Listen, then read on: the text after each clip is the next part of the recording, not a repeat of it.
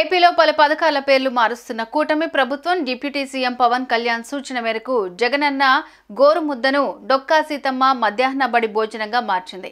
దీంతో ఎవరి డొక్కా సీతమ్మ, పవన్ కళ్యాణ్ ఎందుకు ఆమెకు ఇంత ప్రాధాన్యత ఇస్తున్నారు, ఆ పేరు వెనుక ఉన్న హిస్టరీ ఏంటి అన్న చర్చ మొదలైంది. ఏపీలో ప్రస్తుతం ఇదే హాట్ టాపిక్ గా మారింది.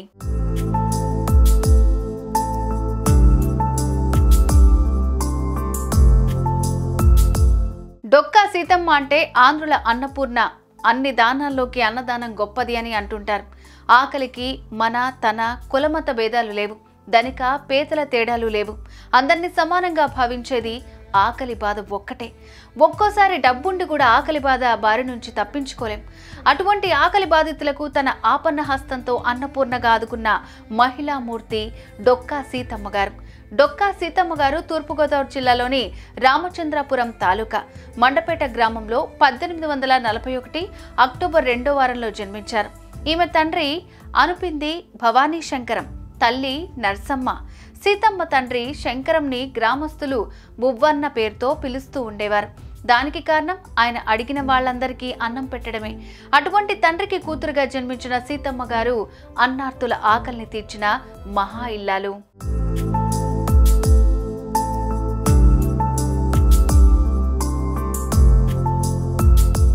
గోదావరి జిల్లాలో లంక గ్రామాలకు తరచూ వరద పోటు ఉంటుంది.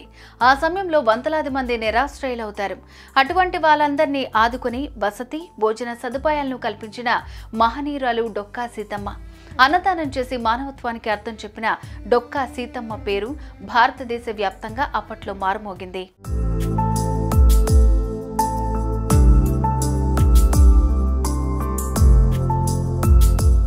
నిరంతర అన్నదానంతో ఆఖరికి ఆవిడ పరిస్థితి ఎక్కడికి వెళ్ళిపోయిందంటే అందరికీ పెట్టి చివరికి ఆ దంపతులకి తినటానికి ఏమీ లేకుండా పోయింది. ఒక సమయంలో ఆవిడ భర్త, ఎందుకు ఇంకా ఈ అన్నదానం, మనకు కూడా తినటానికి ఏమీ లేదు, వచ్చి ఎవరైనా తలుపు కొడితే సిగ్గేస్తోంది, పెట్టడం మానవు, ఇంత అన్నం పప్పైనా పెడతావు అన్నారు. దానికి సీతమ్మ, నేను నిస్వార్థంగా పెట్టేటప్పుడు తింటున్నది శ్రీ మహావిష్ణువు అని నమ్మి పెట్టాను. ఎవరిని నమ్మి నేను పెట్టానో వాడు పెట్టే చేతిని ఎందుకు నరికేస్తాడు, మనకి వాడే పెడతాడు అని చెప్పింది. తర్వాత ఓ సాయంత్రం వేళ పొలానికి వెళ్లి దుక్కి దున్నుతున్న సీతమ్మ భర్త గుణపానికి ఏదో తగిలింది. మట్టి తీసి చూస్తే ఒక బిందె.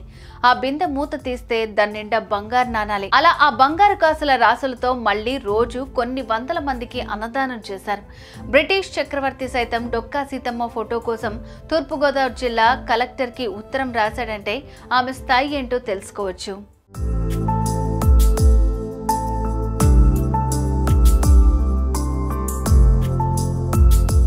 అలాంటి డొక్కా సీతమ్మ చరిత్రను తెలుసుకున్న జనసేన అధినేత పవన్ చలించిపోయారు. ఆ మహనీయురాలి పేరిట ప్రభుత్వ పథకాన్ని అమలు చేయాలని భావించారు. ఎన్నికలకు ముందు పార్టీ శ్రేణులతో సైతం ఇదే విషయాన్ని చెప్పుకొచ్చారు.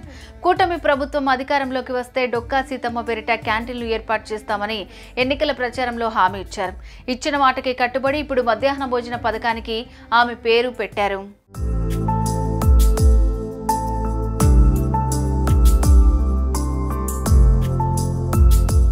అర్ధరాత్రి సైతం అమ్మా సీతమ్మ తల్లి ఆకలేస్తుందమ్మా అని అంటే ఎంతో ఆప్యాయంగా వంట చేసి అన్నం పెట్టే ఔదార్యవతి డొక్కా సీతమ్మ పేరును మధ్యాహ్న బడి భోజనానికి పెట్టాలని డిప్యూటీ సీఎం పవన్ కోరటం, దాన్ని సీఎం చంద్రబాబు తీర్చడం ఇన్నాళ్లకు సీతమ్మ తల్లికి దక్కిన గౌరవం.